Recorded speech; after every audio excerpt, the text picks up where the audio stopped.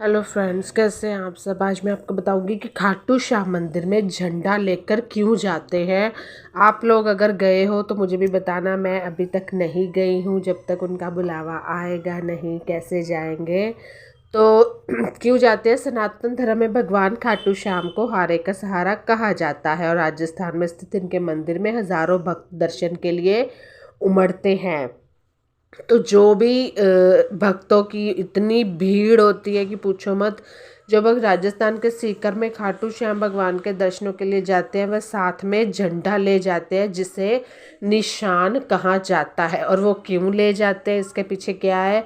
खाटू श्याम जी को निशान चढ़ाया जाता है और इसे बहुत ही शुभ माना गया है, क्योंकि हर एक देवी देवता जी को उनके प्रिय भोग वस्तु से चढ़ाई जाती है। जैसे कान्हा जी को पेड़े, ठीक है, वृंदावन के पेड़े। तो हर हिंदू धर्म में ध्वजा विजय की प्रतीक होता है और खाटू श्याम बाबा अपना शीश दान कर महान बलिदान दिया था। तो वही बात है कि हर एक ईश्वर ने अपने हिस्ट्री में, कह लो इतिहास में, कुछ ना कुछ बड़ा, तभी तो वो ईश्वर कहलाते हैं। तो उन्होंने भी उनके इसी बलिदान को धर्म की जीत माना गया, इसलिए खाटू श्याम बाबा को निशान चढ़ाया जाता है। काफ़ी लोगों को यह बात नहीं पता थी। तो ये निशान यानी झंडा केसरी, नीला, सफ़ेद, लाल रंग का होता है। इस पर भगवान श्री कृष्ण की फ़ोटो भी बनी होती है। तो जब उनकी फ़ोटो बनी होती है तो उन खाटू श्याम बाबा जी की, श्याम बाबा उनके ही स्वरूप है। कुछ भक्त खाटू श्याम बाबा को सोने चांदी का भी निशान अर्पित करते हैं। अपनी अपनी श्रद्धा के अनुसार निशान यात्रा नंगे पांव की जाती है। तो आज मैं बताऊंगी कि शिव जी की जो बारात थी वो कैसी थी।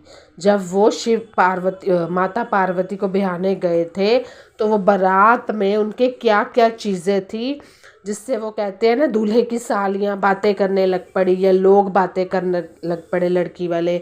भगवान शिव को पति के रूप में पाने के लिए माता पार्वती ने ना जाने कई वर्षों तक घोर तपस्या की थी, ताकि वो उनको जन्मों जन्मों तक अपना पति बना ही ले, जिसके फलस्वरूप उन्हें पति के रूप में भगवान शिव मिले। और महाशिवरात्रि के दिन भोलेनाथ और माता पार्वती का विवाह हुआ।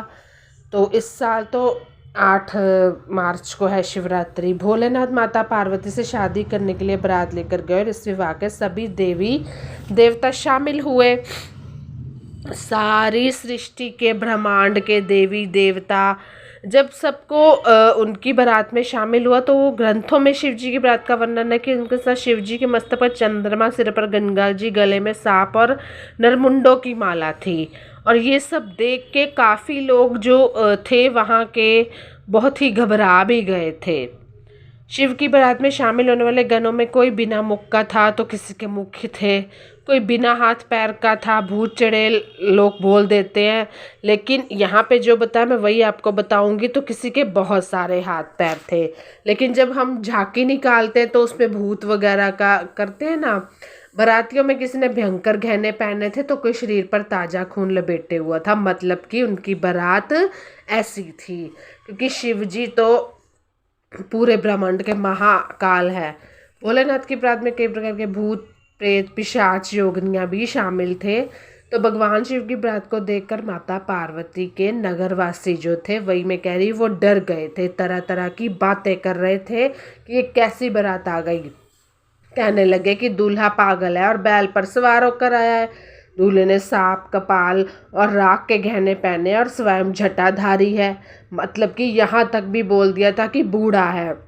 जब बारात द्वार पर पहुंची तो सभी महिलाएं डरकर भाग गई, लेकिन माता पार्वती ने कहा, जो मेरे भाग्य में लिखा है वह मुझे ज़रूर मिलेगा। तो कैसी लगी मेरी ये वीडियो मुझे ज़रूर बताइएगा। Bye bye, take care.